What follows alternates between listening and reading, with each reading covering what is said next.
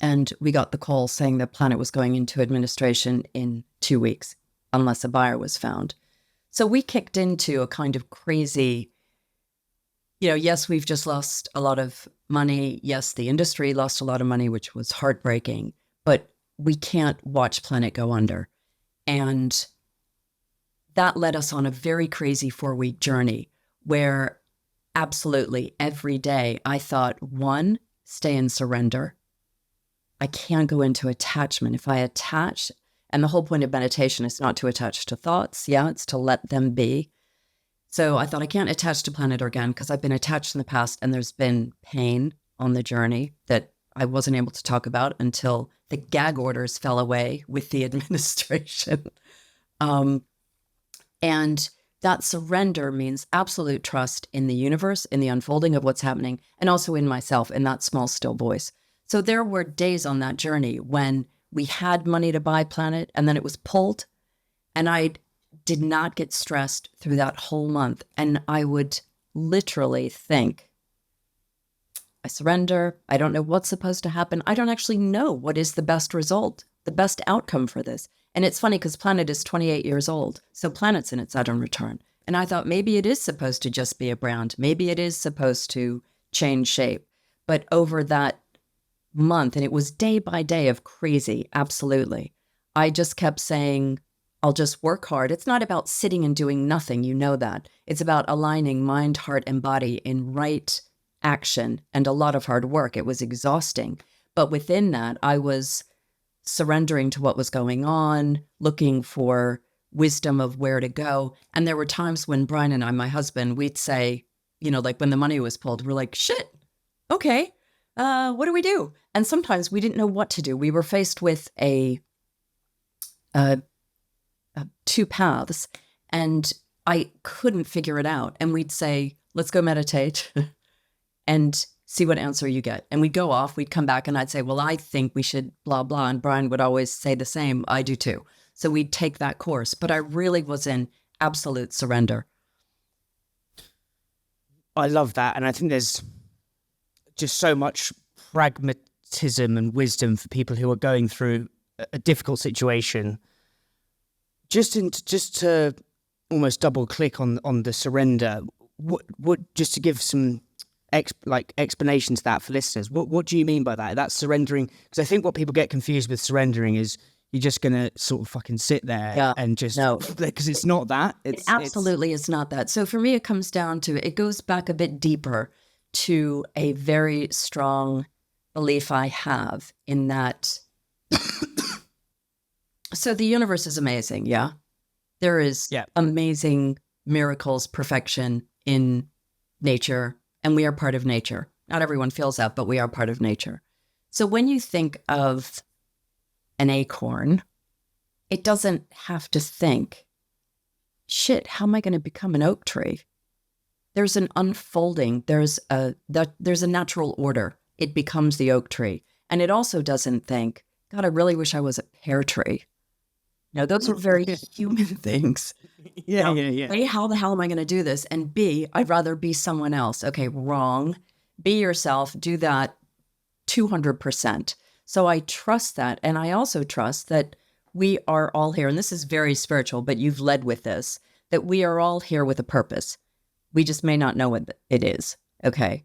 But to trust, when I say surrender, it's to surrender to that purpose and know that if I work hard, as I said, align mind, heart, and body in the right things, that unfolding, I have to be open for that, to that unfolding of what's supposed to happen. And that's not saying, but I want this, sometimes it is if you're coming from a relaxed place. But if you start to hold on to something and you're fighting, it's probably not the right thing. And there were moments in that month-long journey where I thought, okay, I really thought I wanted him to buy Planet. I was backing this other guy. I was like, he's great. He's going to be great. And then I thought, okay, I have to let go of that because what I'm seeing is that may not work. And it may be that I have to buy Planet. So it's that surrendering to, okay, maybe I don't know what the answer is. I don't understand the universe or whatever you call it, path for me. I have to kind of get out of my own way and see what makes sense as we walk forward. So it's that, does that make sense? It is a subtle feeling, but it is very much about not trying to control things, because you can't control things. The truth is, you don't, and I've said this before, you don't get up in the morning and make the sun rise. You don't make the tide come in. You can't make your heart beat. You don't do anything. Everything happens as it should. Everything unfolds, but you have to stay active and busy and productive in that time. Again, it's not about sitting around, but it's about knowing that you are not in control. You know, when everyone loves the joke, how do you make God laugh? Tell him your plans. Yeah. Not about it's also, but I think we discussed it last time, is almost this doing versus being leadership. And it's a quote by Rumi or Rummy. Rumi's that game. Rummy's that game I think you play when you're pissed. But the quieter you become, the more you are able to hear. And I think there's something in being able to, as we said, almost being that still candle when the winds are crazy around you. And I think there's so much in that for listeners. So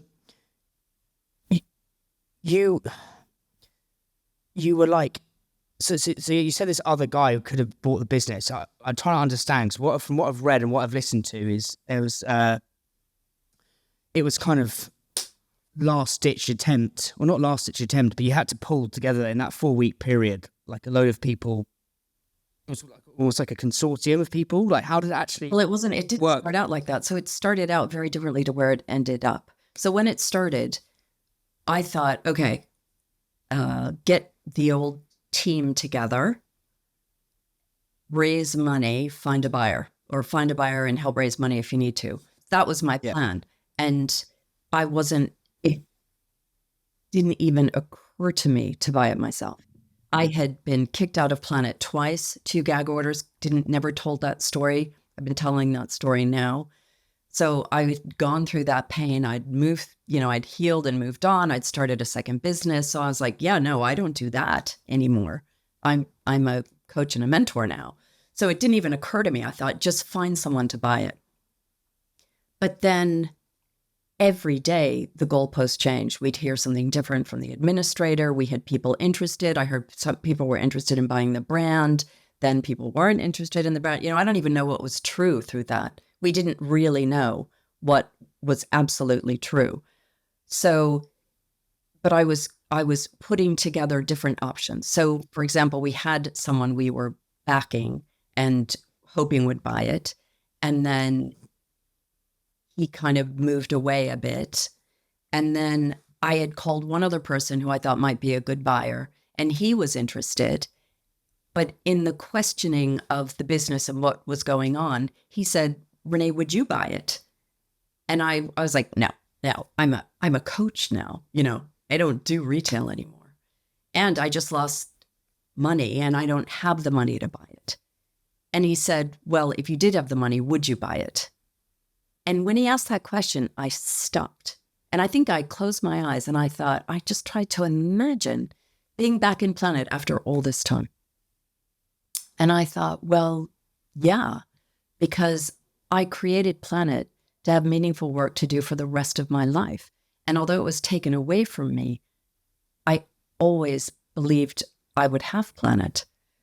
So I said, yeah, actually I would. And I said, are you offering to back me? And he said, no, I just thought, why should I buy it if you're not prepared to buy it? Which was a really good question, but it just turned me. I thought, And then actually he decided not to buy Planet.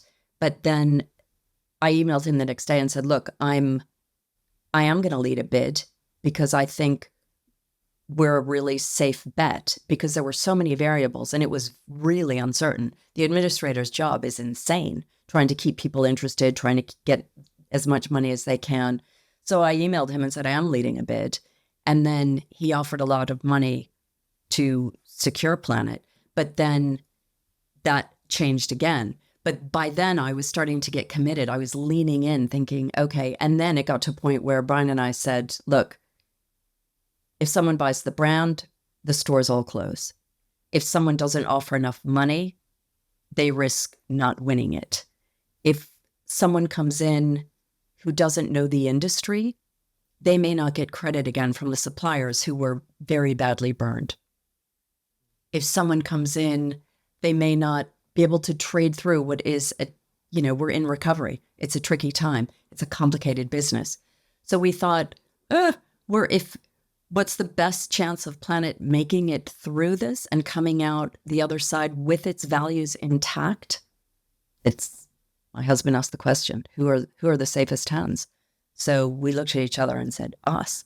But it was like getting on the roller coaster again. You said the ship. I actually have always thought of Planet as a roller coaster, but it's not hold on anymore. It's throw your hands up and scream and enjoy the ride. It's a beautiful way of putting it. What I love there is it kind of builds on this. How do you find answers in calamitous times? And obviously you can do the silence, but there's a quote, and I wrote about this in my newsletter. It's actually from an Oasis song, and it says, questions are the answers you may need. And actually, what the guy said to you is like, what would you buy it? Would you buy it? So suddenly that little reframe of saying, okay, well, there's a question. And then the conversation with your husband, and he said, well, what was the question? He said, are the safest hands. Yeah. Yeah. Who are the safest hands? And I think there's a lot of, I think sometimes we try and get answers, but actually just the answer lies in the question. In the right question. And I think there's a lot in that for people who are listening with all sorts of hard stuff. There's just the question actually paves the way forward.